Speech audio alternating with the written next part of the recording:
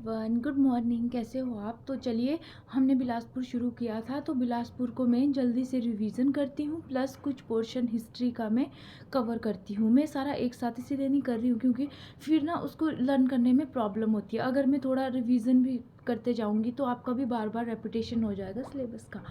तो देखो यार, अभी मुझे थोड़ा जल्दी करना पड़ेगा। तो देखो, सबसे पहले मैंने बोला था बिलासपुर। बिलासपुर में कौन सी लैंग्वेज बोली जाती है? कहलूरी और पंजाबी, ठीक, सॉरी हिंदी, ठीक है। रूड पंजाबी बोला था, कहलूरी लैंग्वेज को किसने बोला था? वो मुझे आप बताओगे, ठीक है। उसके बाद बिलासपुर की जो कैपिटल है, मतलब जो कैपिटल थी ना बिलासपुर की, कहलूर एक वो था, मतलब ये मान के चलो एक टेरिटरी थी कहलूर, ठीक है। किसने एस्टेब्लिश की थी? एक राजा थे चंदेला डायनेस्टी के, वो आए थे कहाँ से? एमपी बुलंदशहर से, ठीक है।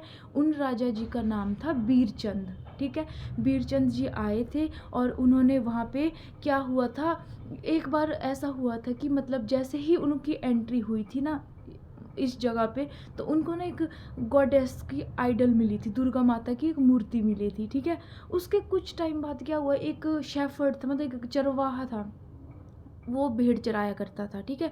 तो उसने देखा ना कि मतलब कि एक भेड़ ने, मतलब एक बकरी ने लेपर्ड पे अटैक किया और लेपर्ड डर के भाग गया। तो उसके मन में ये विचार आया कि कुछ दैवीय शक्ति है इस जगह पे, कि मतलब एक बकरी से लेपर्ड भाग गया, ठीक है। तो उसने ये बात राजा को बताई, ठीक है।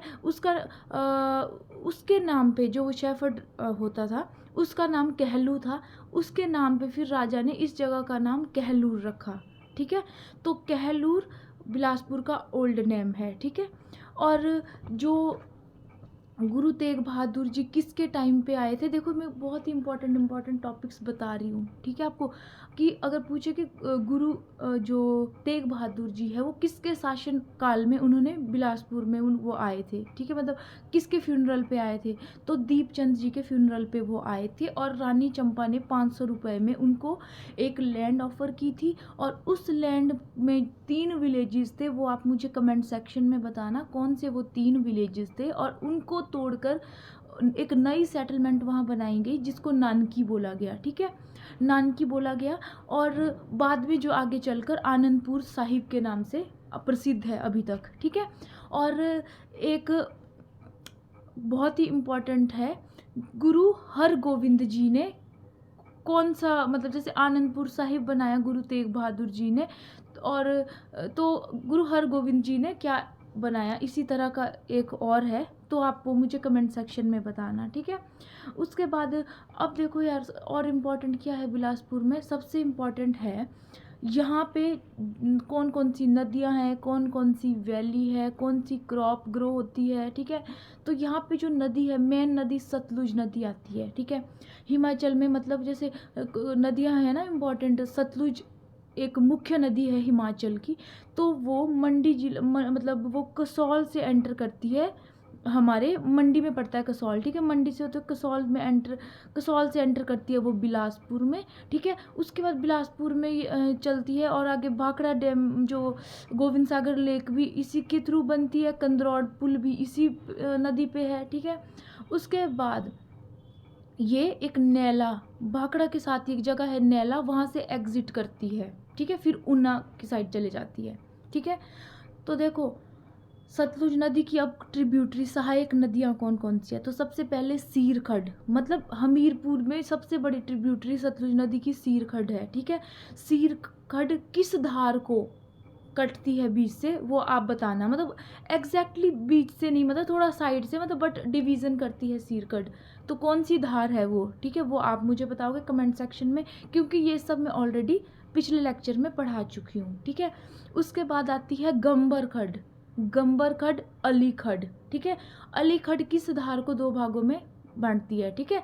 और अभी का होमवर्क आपको ये है कि ये जो नदियाँ मैंने बताई ना, सीर अली गंबर, ये किस जगह पे बिलासपुर में एंटर करती है और किस जगह में ये सतलुज में मिलती है, ठीक है। इससे आपका रिवीजन हो जाएगा, ठीक है। उसके बाद आती है वैली, कौन कौन सी वैली है यहाँ पे?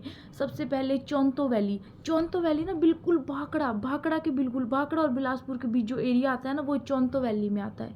सतलुज वैली पूरा कसौल से लेकर नैला तक ना सतलुज वैली है वो सारी, ठीक है। उसके बाद आता है धनविन वैली। धनविन वैली को याद करने के लिए ऐसे रखो याद 20 स्क्वायर। बांदला और बहादुरपुर के बीच का जो एरिया है ना, जो धारे है उनके बीच का एरिया सब आता है हमारा धनविन वैली में, ठीक है। उसके बाद जुखाला वैली भी है इसमें, ठीक है। अब देखो सतधार कौन कौन सी है, मैंने आपको बोला था ना, नैना एक लड़की है, नैनाधार को कोट पहन के गई वो, ठीक है, जाना था उसको, कोट पहन के जाना था, ठीक है। कोट से कोट कहलूर धार, ठीक है, जाना था जंजियार धार, ठीक है। कहाँ जाना था, बंदा त्यूणी एक जगह है, त्यूण धार, त्यूणी के बंदा बहादुर के साथ, बंदा बांदला, बहादुरपुर धार। कहाँ जाना था, रतनपुर जाना था, ठीक है। तो ये 7 धारे हैं इसमें, ठीक है। तो उसके बाद अब कुछ इंपॉर्टेंट ऐसे वन लाइनर देख लो कि मतलब कोठीपुरा कहाँ है, जो एम्स बना है ना हिमाचल में, वो कहाँ पे है, कोठीपुरा बिलासपुर में है। उसके अलावा जो हमारी ये हाइड्रो इंजीनियरिंग कॉलेज है ना, वो कहाँ पे है, वो है हमारा बांदला धार पे। और कौन सी धार है जहाँ पे पैराग्लाइडिंग का स्कोप है, जहाँ पे पैराग्लाइडिंग के लिए जो प्रसिद्ध है वो है बांदला धार, ठीक है। उसके बाद अब आप कमेंट सेक्शन में बताना देवी बडौली माता टेम्पल किस धार पे है, ठीक है। उसके बाद और किन किन की फाइट, गोरखा कमांडर की फाइट किसने हराया था गोरखा कमांडर अमर सिंह थापा को, कौन सा ब्रिटिश अफसर था और किस धार में वो युद्ध हुआ था, ठीक है। वो मुझे आप बताना, क्योंकि ये सब चीज़ें ऑलरेडी पिछले लेक्चर में हो गई है कवर, ठीक है। उसके बाद कंदरौर ब्रिज कहाँ पे है, कंदरौर ब्रिज घुमारवी में है, ठीक है, सतलुज नदी पे बना है, इस तरह का क्वेश्चन आ सकता है, ठीक है। और ये किस NH पे पड़ता है, NH 88 पे पड़ता है, याद रखना, ठीक है। और ये अभी इसकी जो कंस्ट्रक्शन हुई है ना, ये 1959 में ये शुरू हुई थी और 1965 में इसकी कंस्ट्रक्शन मतलब बन के तैयार हो गया था ये पुल, ठीक है। नैना देवी मंदिर नैना हिल्स पे है, ठीक है। गोविंद सागर लेक कहाँ किस नदी पे है, सतलुज नदी का पानी से बनी है गोविंद सागर लेक, ठीक है। और किन 2 धारों के बीच गोविंद सागर लेक है, तो नैना और कोट धार के बीच में है वो।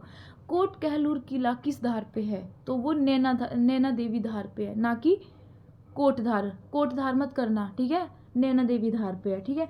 उसके बाद पैराग्लाइडिंग, मतलब जो बांदला टॉप पे जो पैराग्लाइडिंग का स्कोप में मुख्य योगदान रहा है, कमांडेंट थे एक रिटायर्ड कमांडेंट RP गौतम, ठीक है, RP गौतम जी।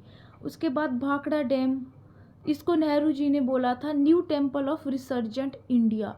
अब देखो ना यार, जो ये है ना बिलासपुर है, 1932 तक ये पंजाब स्टेट एजेंसी का पार्ट रहा। देखो जो एंग्लो सिख वॉर हुआ था ना, ये हुआ था 1845-46 में हुआ था, तो उसमें सिख हार गए थे, तो अंग्रेज़ों के अंडर आ गया था ये बिलासपुर वाला एरिया, ठीक है। तो अंग्रेज़ों के अंडर ये पंजाब स्टेट था उस टाइम, तो पंजाब स्टेट एजेंसी के अंडर 1932 में ये आया बिलासपुर, ठीक है। और 1936 में क्या हुआ, पंजाब स्टेट एजेंसी से हिली एरिया को सेपरेट किया गया और उसको बनाया गया पंजाब हिल स्टेट एजेंसी, ठीक है। तो अब बिलासपुर आने लगा पंजाब हिल स्टेट एजेंसी के अंडर, ठीक है। उसके बाद 12 अक्टूबर 1948 में जो आखिरी राजा थे बिलासपुर के, आनंद चंद जी, याद रखना आनंद चंद जी, काफ़ी आनंद में थे वो, सोचा उन्होंने इलेक्शन लड़ लूँ, वो पार्लियामेंट में घुस गए, MP बन गए, तो मतलब इन सब चीज़ों में वो इन्वॉल्व रहे, स्टेट लेजिस्लेटिव असेंबली का पार्ट बन गए। और फिर आनंद चंद जी ने एक्सेप्ट कर दिया कि हाँ हम गवर्नमेंट ऑफ इंडिया के पार्ट है, ठीक है। फिर भी ये चीफ मतलब कमिश्नर प्रोविंस के रूप में बिलासपुर स्थापित रहा, ठीक है, 1954 तक। ऐसा क्या था कि मतलब बिलासपुर की बार्गेनिंग पावर काफ़ी ज़्यादा थी सेंटर में, तो इसका रीज़न यही था कि वहाँ पे बहुत ही जो गोल्डन प्रोजेक्ट था ना नेहरू जी का, ठीक है, बाकड़ा डैम वगैरह, वो उसके लिए मतलब नेहरू जी काफ़ी कोशिश कर रहे थे, तो उनका संबंध जो है ना बिलासपुर के राजाओं के साथ अच्छे होना बहुत ज़रूरी था, इसीलिए मतलब बिलासपुर की काफ़ी हद तक मनमानी चली 1954 तक। और आखिरकार 1954 में बिलासपुर को मर्ज किया गया हिमाचल प्रदेश में, और उसके बाद से बिलासपुर हिमाचल प्रदेश का एक डिस्ट्रिक्ट के रूप में जाना जाने लगा। ठीक है, तो ये हो गया यहाँ तक। और अभी इसके बाद फेयर फेस्टिवल्स, वैसे मैंने आपको हर चीज़, चलो ये बता रहा हूँ फिश हैचरी कहाँ पे है, और जिसमें कार्प फिशेस का उत्पादन होता है। ठीक है, और जिससे फिंगरलिंग्स का उत्पादन करके उसको डाला जाता है गोविंद सागर लेक में। ठीक है, तो एशिया की ये लार्जेस्ट फिश ब्रीडिंग फार्म है। ठीक है, नलवाड़ी मेला किस महीने में मनाया जाता है, और इसमें क्या होता है, मतलब ये किस से रिलेटेड मेला है, ट्रेड किस, इसमें मतलब फसलों का ट्रेड किया जाता है या पशुओं का ट्रेड किया जाता है, या ये फेस्टिवल को रिप्रेजेंट करता है। ठीक है, उसके बाद अब आप मुझे बताओ बछरेटू फोर्ट और ककरेल हिल्स किस धार पे है। ठीक है, और इसके साथ ही जो गुरुनाथ टेम्पल है ना, सिद्ध गुरुनाथ जी, ठीक है, और हडम्बा देवी टेम्पल है, वो है तीर्णधार पे। ठीक है, देवी बडौली टेम्पल किस धार पे है, गुग्गा घैरवी किस धार पे है, ये सब आपको याद रहना चाहिए। रंग महल किस राजा ने बनाया है, ये सब मैं वही बता रही हूँ जो ऑलरेडी मैंने पढ़ा दिया है और जो ऑलरेडी एग्जाम में आए हुए हैं। ठीक है, बिलासपुर हिमालय की कौन सी रेंज में पड़ता है बिलासपुर। ठीक है, उसके बाद अब हम चलते हैं हिस्ट्री पे। ठीक है, हिस्ट्री देखो यार, एमपी से बुलंदनगर,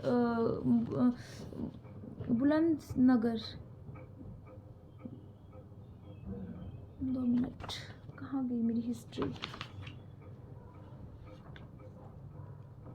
बुंदेलखंड, क्या बोल रही हूँ, लेट हो रही हूँ, मेरे को ऑफिस के लिए जाना है अभी, इसीलिए। तो चलो थोड़ी सी हिस्ट्री भी कर लेते हैं, अभी पीछे तक रिवीजन ही चल रहा था, अब थोड़ा आगे चलते हैं। ठीक है, बुंदेलखंड एमपी में एक जगह, मतलब बुंदेलखंड है एमपी के अंडर। ठीक है, वहाँ के एक राजा, चंदेला डायनेस्टी के राजा होते थे। ठीक है, बीरचंद जी। देखो यार क्या होता था, जो राजा होते थे ना, जैसे हिंदू राजा होते थे, मान लो 3 भाई है, सबसे बड़े का हक तो हो गया उस शासन पे, बट अगर छोटा भाई राजा बनना चाहता है ना, तो वो मतलब उसको बड़े भाई को मारता नहीं था, वो उस जगह से ही हटके किसी और जगह पे चले जाता था और देखता था कि कहीं कोई छोटी ट्राइब हो जहाँ पे वो राजा बन के शासन कर सके। तो ये जो बीरचंद थे, ये छोटे भाई थे, तो ये चल के आ गए कहाँ, हमारे बिलासपुर में आ गए। ठीक है, उस टाइम उसका नाम बिलासपुर नहीं था, एक जगह पे आए, वहाँ उनको माता रानी की मूर्ति मिली। ठीक है, उसके बाद कुछ टाइम बाद एक चरवाहा आया जिसका नाम कहलू था। कहलू ने बोला, राजा साहब मैंने देखा कि उस जगह पे कुछ देवीय शक्ति है, वहाँ पे क्या हुआ है कि एक तेंदुए पे अटैक किया, किसने, बकरी ने, और तेंदुआ डर के भाग गया। ठीक है, तो राजा ने उस कहलू के नाम पे इस जगह का नाम कहलूर रखा। ठीक है, जो कि बिलासपुर का प्राचीन नाम था, और उस जगह पे एक नैना देवी मंदिर का निर्माण भी किया गया। ठीक है, ये हुआ उस टाइम बीरचंद जी के टाइम। ठीक है, और अभी कुछ लोग का कहना है कि जो कोट कहलूर फोर्ट बना है जो नैनाधार पे, वो बनाया गया है बीरचंद जी ने। बट कुछ देखो यार, पता क्या होता है, जैसे आज मैं इस युग में जी रही हूँ ना, जैसे मान लो अभी मैं जॉब करती हूँ डीडीए में, कल के लिए भगवान कुछ मैं ऐसा काम कर दूं कि मेरी हिस्ट्री लिखी जाए, तो एक बंदा लिखेगा कि मैं डीडीए में काम करती थी, दूसरा लिख लेगा कि एमसीडी में काम करती थी, तीसरा लिख देगा एनडीएमसी में काम करती थी। तो अब गलत कोई भी नहीं है। क्यों गलत नहीं है? क्योंकि हिस्ट्री खुद से तो किसी ने देखी नहीं।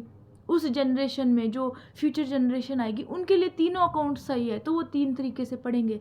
एक बोलेगा यहाँ जॉब करती थी, फिर लिखेगा अकॉर्डिंग टू अनदर अकाउंट वहाँ जॉब करती थी, according to the third account वहाँ जॉब करती थी। तो पढ़ना हमें हर तरीके से पड़ेगा। तो अपने माइंड को ना ब्रॉड रखो हिस्ट्री, मतलब कुछ लॉजिक ढूंढने की कोशिश मत करो ज़्यादा हिस्ट्री में। एक लिमिटेड लॉजिक ठीक है कि थोड़ा मतलब एक इंटेलिजेंट गैस हो सके, बट ज़्यादा दिमाग मत लगाना। ठीक है, तो देखो एक ने बोला कि जो ये कोट कहलूर फोर्ट है वो बनाया है इन्होंने, बीरचंद जी ने ही बनाया।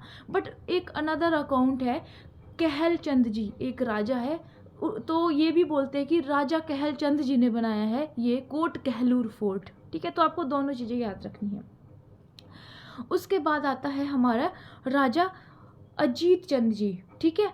अजीत चंद जी मतलब इसको ऐसे याद रखो, अजीत चंद जी मतलब काफ़ी मतलब दिल जीतने वाले राजा थे। क्यों दिल जीतने वाले थे? अजीत दिल जीतने वाले राजा थे क्योंकि उन्होंने क्या किया ना, अपने ही भाई के लिए, ठीक है, एक अलग से शासन स्थापित किया, हिंदूर वाला, ठीक है।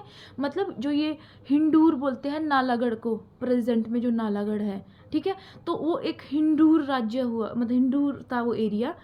उस एरिया को अपने भाई सुचेत चंद को गिफ्ट कर दिया उन्होंने, ठीक है। तो काफ़ी अच्छे रिलेशन थे स्टार्टिंग में हिंदूर और कहलूर के बीच में, ठीक है। तो ये भी कह सकते हो आपकी जो हिंदूर है वो कहलूर का ही एक्सटेंडेड पार्ट था, ठीक है। उसके बाद आए राजा मेघचंद जी, ठीक है। मेघ गरजते हैं ना कभी बादल इरिटेटिंग से, तो वो इतने इरिटेटिंग थे, इतने ज़्यादा हुकूमत चलाते थे, अपना अत्याचारी टाइप थे कि लोगों ने दुखी होकर उनको भगा ही दिया, ठीक है। जब वो भगा दिए उसके बाद दिल्ली में जो इल्तुतमिश थे, आपने पढ़ा होगा हिस्ट्री में, उनकी सहायता से उसने अपना शासन वापस ले लिया, ठीक है। हमेशा नाम से को रिलेट करो, भूलेंगे नहीं। जीत, दिल जीत लिया था अजीत जी ने, उन्होंने अपने भाई के लिए ही शासन बना दिया। एक मेघचंद था, इतना कड़कता भड़कता था कि इतना अत्याचारी था, उसको लोगों ने वहाँ से भगा दिया। टायरेनिकल रूलर था मेघचंद, ठीक है। उसको लोगों ने मतलब मजबूर कर दिया कि वो उस स्टेट को छोड़ दे, ठीक है। और उसने फिर जाके कुल्लू में शरण ली थी, ठीक है। उसके बाद उसने with the help of Iltutmish से अपना शासन को रिगेन किया था कहलूर को, ठीक है। उसके बाद आता है जी हमारा अभिसंध चंद, ठीक है, अभिसंध चंद, ठीक है। अब इसमें इसको ऐसे याद करना कि अभी अभी सिकंदर लोदी ने मुझ पे वार किया, वाह वाह, ठीक है। अभी सिकंदर लोदी ने मुझ पे वार किया, ठीक है। उसके बाद सुंदर चंद इनका बेटा था अभिसंध चंद का, ठीक है। देखो इसमें क्या हुआ, अभिसंध जी, ठीक है, वो कंटेम्प्रेरी थे कि सिकंदर लोदी के, ये याद रखना। मतलब जब सिकंदर लोदी का शासन था उसी टाइम इनका शासन था अभिसंध चंद का, ठीक है। तो लोदी जो है ना, सिकंदर लोदी ने क्या किया, अपना कमांडर जो तातर खान था उसको भेजा इस पे हमला करने के लिए, ठीक है। तो जो अभिसंध चंद थे उन्होंने हरा दिया तातर खान को, ठीक है, और तातर खान मर गए, ठीक है। उसके बाद तातर खान का जो बेटा था, ठीक है, उन्होंने अभिसंध चंद और उनका बेटा सुंदर चंद दोनों को मार दिया, ठीक है। तो देखो क्या हुआ, अभिसंध चंद था, ठीक है, उसके टाइम पे आया तातर खान आया, ठीक है। तातर खान आया, वो किसने भेजा था, सिकंदर लोदी ने भेजा तातर खान, ठीक है। फिर तातर खान ने हरा दिया, तातर खान हार गया, ठीक है। किससे हारा, अभिसंध चंद से। उसके बाद गुस्से में तातर खान का बेटा आया, मेरे पापा को हरा दिया, और उसने क्या किया, अटैक कर दिया, सुंदर जो उसका बेटा था ना, अभिसंध का बेटा सुंदर, दोनों को मार दिया। अभिसंध चंद सुंदर चंद दोनों मर गए, ठीक है। उसके बाद नेक्स्ट राजा है संपूर्ण चंद। संपूर्ण मतलब क्या होता है, खत्म, तमाम, संपूर्ण फुल, मतलब कंप्लीट वाली फीलिंग आती है ना संपूर्ण नाम से ही। मतलब इसका काम जैसा नाम है ना संपूर्ण, वैसा ही इसका काम भी तमाम कर दिया है ना। अब देखो क्या हुआ, संपूर्ण चंद ऐसा एक राजा था बेचारा। वैसे हिंदुओं में ऐसा होता नहीं कि भाई भाई को मारे, क्योंकि शासन करने के लिए ऐसा नहीं होता था, ठीक है।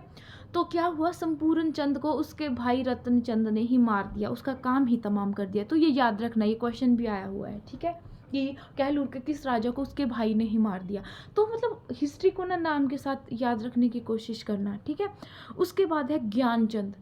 इतना ज्ञान था उसमें भरा हुआ, इतना ज्ञानी था कि वो इस्लाम में ही परिवर्तित हो गया, ठीक है। तो इस तरह से याद करो, ये ऐसा राजा था जिसने इस्लाम को अपना दिया, और उसके 3 बेटे थे, राम, भीम और बीक, रामचंद, भीम और बिकचंद, ठीक है। अब देखो जो राम और भीम है प्योर हिंदू नाम है इनके, बट इन्होंने इस्लाम अपना दिया। किसने इस्लाम अपनाया, राम और भीम ने। जो भीकचंद था वो हिंदू ही रहा, और अंत में उसको शासन भी मिला, ठीक है, भीकचंद को शासन मिला, ठीक है। अब चलते हैं भीकचंद पे। ठीक है। भीखचंद ने क्या किया, 2 शादियां की भाई। अब उसने इस्लाम नहीं अपनाया, 2 शादियां की, बहुत इम्पोर्टेंट है। पहली जो इसकी बीबी थी ना, वो थी त्रिलोक चंद की बेटी। बहुत ही इम्पोर्टेंट है ये त्रिलोक चंद की, तो स्टोरी बहुत इंटरेस्टिंग है। मतलब इसको पकड़ के ले गए थे बचपन में और ये रखा था हॉस्टेज में दिल्ली में, जहांगीर के साथ बड़ा हुआ ये, ठीक है। अच्छे दोस्त बन गए थे दोनों।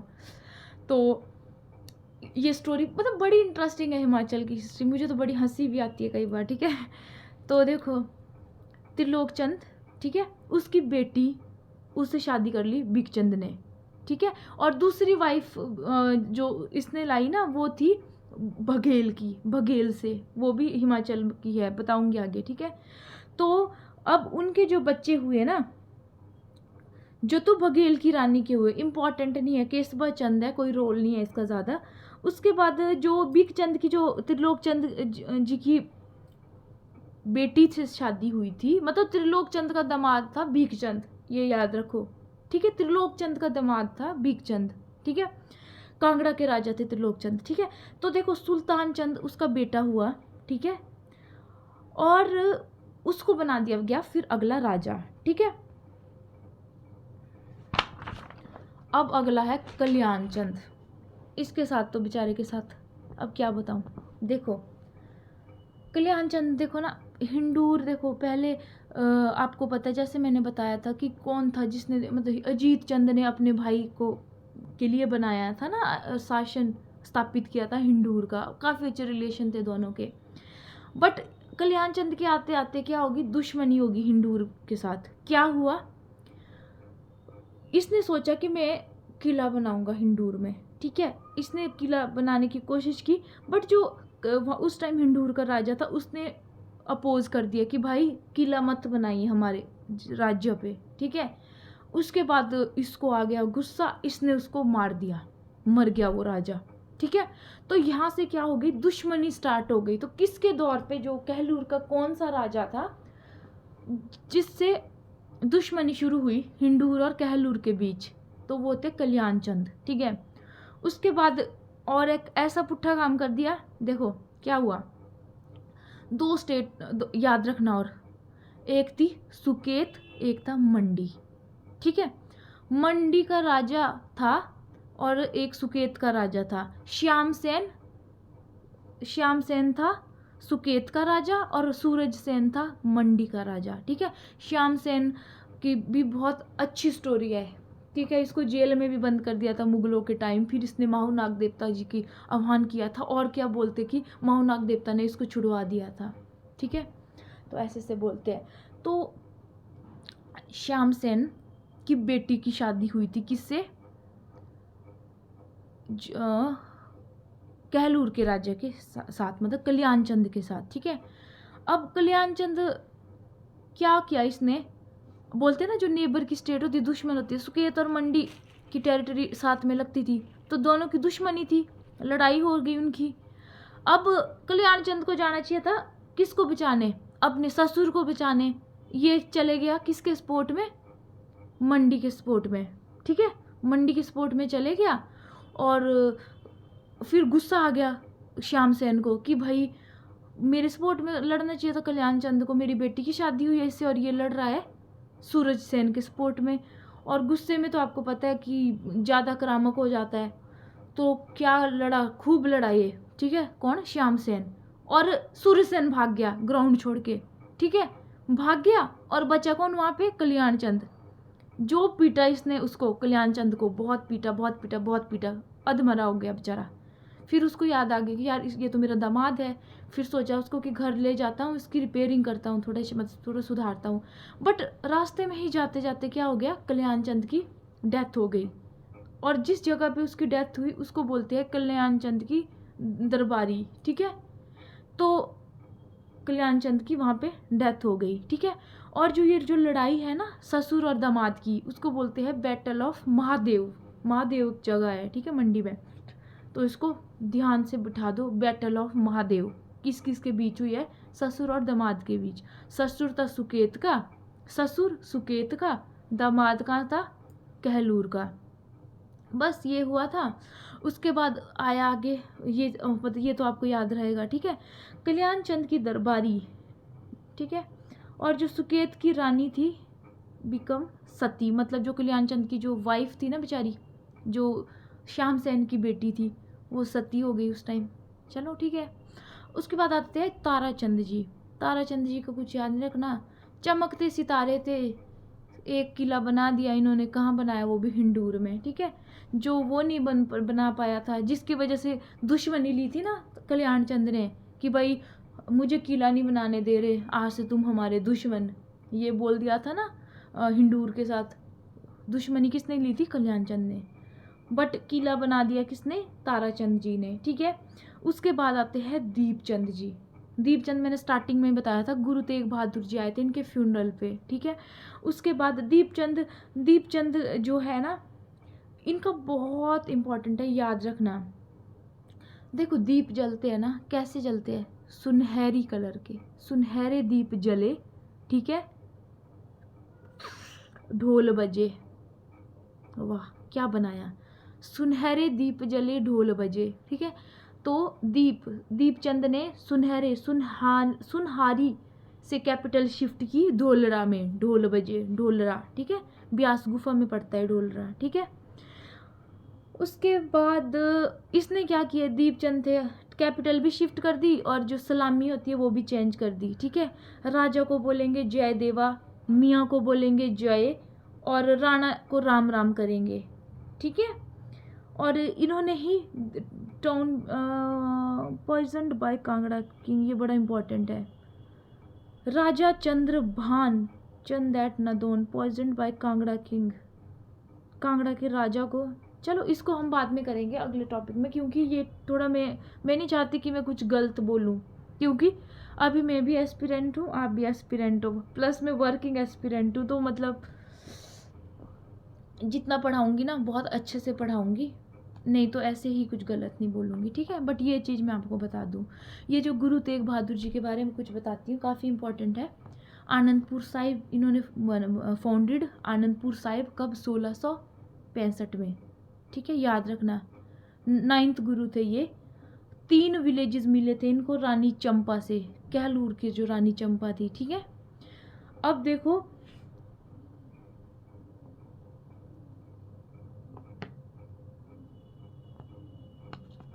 नानकी उनकी मम्मी का नाम था। और अब ये बताओ, जो गुरु तेग बहादुर जी है ना, उन्होंने इस्लाम अपनाने से मना किया था, ठीक है। उनको बहुत टॉर्चर किया गया और उनका सिर को काट दिया, बिहेडेड बाय औरंगजेब ने, ये याद रखना, ठीक है। इससे क्या हो गया, आनंदपुर का नाम क्या हो गया, आनंदपुर कर दिया। पहले चक नानकी था। देखो मखवाल जो है ना, ये था पहले नाम, ठीक है। जो ये गुरु तेग बहादुर जी पहले किरतपुर में रहते थे, जब तक चंपा ने वो ज़मीन नहीं दी थी, चंपा रानी ने। जब इनको वो ज़मीन मिल गई, इन्होंने नानकी बसा दिया, चक नानकी भी बोलते हैं, तब वो शिफ्ट हो गए। चक नानकी को पहले मखवाल भी बोलते थे, ठीक है, याद रखना। अगर मखवाल पूछा जाए, आनंदपुर साहिब, चक नानकी, ये एक ही जगह है, ठीक है।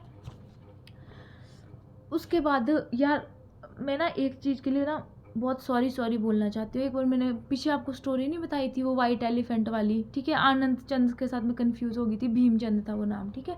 अब देखना, ये राजा भीमचंद दूसरे है, एक पहले आए थे जिन्होंने मतलब इस्लाम अपना दिया था, ठीक है। किसके बच्चे थे वो तीनों? बताना आप लोग कमेंट सेक्शन में। राम, भीम और तीसरे थे बिकचंद, वो किसके बच्चे थे, ठीक है। अब देखना एक बात याद रखना ना यार, जैसे मैंने पहली बार हिस्ट्री पढ़ी थी ना, मेरे को याद नहीं रहता था, मतलब बहुत। अभी जब मैं पढ़ रही हूँ, अभी मैं सेकंड टाइम पढ़ रही हूँ, ठीक है, तो मुझे ऐसा लग रहा है ना कि मुझे तो सब आता है। तो मतलब कभी ये मत सोचना कि नहीं याद रहेगा, नहीं याद रहेगा। अभी देखना मुझे इतने तो श्योरिटी है, तीसरी चौथी बार तो ना मैं ये मुझे नोट्स देखने की भी ज़रूरत नहीं पड़ेगी, ठीक है। इसीलिए मतलब आप रिवीजन को प्रायोरिटी देना, ठीक है। और अच्छे नोट्स होना बहुत ज़्यादा ज़रूरी है, जिसमें सब कुछ ही एक जगह सीमेंट जाए। तो इस तरह के आप नोट्स बना देना, शॉर्ट नोट्स, ठीक है। भीमचंद ये आया था गुरु गोविंद सिंह के टाइम, ठीक है, याद रखना। भीमचंद, भीम, इसके साथ बड़ी इंटरेस्टिंग स्टोरी है। पता क्या, जो गुरु गोविंद सिंह जी है ना, उनको एक वाइट एलिफेंट गिफ्ट किया, ठीक है, वाइट एलिफेंट गिफ्ट किया। और उसके बाद क्या हुआ, ये भीमचंद को पसंद आया कि मुझे ये वाइट हाथी चाहिए। उन्होंने गुरु गोविंद से रिक्वेस्ट की, भाई रिक्वेस्ट भी क्या, थोड़ा अकड़ में रहता था, बनती नहीं थी ना इनकी गुरु गोविंद जी के साथ, कि भाई आप मुझे वाइट हाथी दो। तो गुरु ने बोला कि गिफ्ट है, किसी ने काफ़ी प्यार से दिया है, तो ये मैं आपको नहीं दे सकता। तो उसके बाद जी आया भीमचंद को गुस्सा, और वो टॉर्चर करने लग गया गुरु को, मतलब छोटी छोटी चीज़ों के लिए परेशान करने लग गया। ठीक है, उसके बाद क्या हो गया, एंड में जो गुरु गोविंद जी थे ना, वो सिरमौर चले गए थे फिर। ठीक है, उसके बाद भी इसको चैन नहीं आया, सिरमौर में भी गुरु के पीछे पड़ा रहा। इसकी बड़ी प्यारी स्टोरी है, आगे बताऊंगी, क्योंकि हर चीज़ को मिक्स नहीं मैं करूंगी। तो ये भीमचंद था वो कलाकार जो गुरु के पीछे पड़ गए थे। ठीक है, और अब देखो यार, ये कहलूर का है ना, अब आपको पता है सुकेत के साथ तो पहले बिगाड़ दी थी कल्याण चंद ने। ठीक है, और जो ये भीमचंद है ना, मंडी के साथ इनकी अच्छी बनती थी, उस टाइम सपोर्ट किया था ना सूरज सेन को कल्याण चंद ने। तो अभी भी देखो, जो ये भीमचंद को राजा बनाने के लिए ना, जो किसने हेल्प की थी, मंडी का राजा था। वो कौन राजा था, वो उसका नाम अभी मैं नहीं बताऊंगी, थोड़ा होमवर्क आप भी कर लो। ठीक है, चलो वैसे बता देती हूँ। उसका राजा क्या बोलते, सिद्ध सेन, जिसको 12 साल नहीं, वो ईश्वरी सेन था यार। मतलब मैं बता रही हूँ ना, याद तो मुझे भी रह रही है चीज़ें, मुझे लगता था कि मुझे याद नहीं है चीज़ें। ठीक है, तो अभी ना फिलहाल के लिए ये चीज़ें याद रखना, भीमचंद के टाइम, ठीक है, 2 युद्ध हुए थे। ठीक है, भीमचंद ने ना गुरु के साथ 2 युद्ध किए थे। ठीक है, सबसे पहला था बैटल ऑफ बंगानी। ठीक है, बनगानी करके जगह है सिरमौर में। ठीक है, एक है बैटल ऑफ नदौन। ठीक है, बैटल ऑफ बंगानी किए थे भीमचंद ने, प्लस किसके साथ मिलके, हरिचंद था हिंदूर का राजा। भीमचंद और हरि ने दोनों ने गुरु गोविंद सिंह के खिलाफ के अगेंस्ट की थी। और नदौन की जो थी ना, इसमें क्या हो गया था, जो भीमचंद को लगा कि भाई मुगल हमार को कभी भी हम पे मतलब अधिकार कर पाएंगे, क्योंकि कुछ मुगलों को उनसे वो चाहिए था, जो कर जैसा नहीं लेते हैं। ठीक है, तो अब गुरु ने क्या, गुरु और भीमचंद दोनों दोस्त बन गए इस बैटल में, नदौन में। बगनानी में भीमचंद गुरु के अगेंस्ट लड़ा, और नदौन की बैटल में दोनों साथ में लड़े थे। ठीक है, मजबूरी में। ठीक है, तो बैटल ऑफ नदौनी और बैटल ऑफ नदौन और बैटल ऑफ बंगानी। ठीक है, अभी के लिए इतना ही करते हैं। तो अभी मेरा टाइम भी हो चुका है। ठीक है, 9 बजने वाला है, तो मैं अभी अपना टॉपिक यहीं ख़त्म कर दूँ, और आज शाम को हम बिलासपुर पूरा ख़त्म कर देंगे। और मैं आपको छोटी देती हूँ कि ये 4 लेक्चर कर लोगे ना आप, जो मैंने ये 4 पार्ट में अभी अपलोड करी हूँ, तो आपको बिलासपुर ज़्यादा भी नहीं करना है, सोते टाइम सुन लो या कभी ट्रैवल करते टाइम सुन लो।